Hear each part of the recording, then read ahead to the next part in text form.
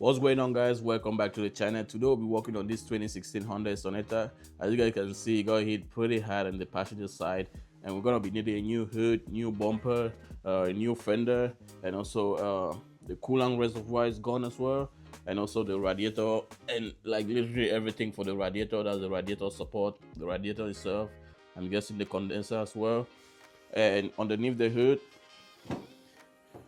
it's the engine is still intact, everything is still where it's supposed to be. And luckily I already picked up what I need. I got this off in 2016 as well. It got the radiator support, the cooling fan, everything on it. So, and also I have the hood. The hood is right here still in red. We gotta get that painted, and the fender right there already painted. So with all that being said, that's literally every damage on it. The main thing is gonna be this side, fixing up everything. They just have about 117 miles on it, so it's worth saving it. With all that being said, let me go ahead. I'll set up my camera. The first thing I'll do is to take out that hood, then I'll take out the bumper, and then we'll tackle the radiator support and everything. That we'll pull that out, and I'll start by pulling this out in there. I also have the bumper, which is outside.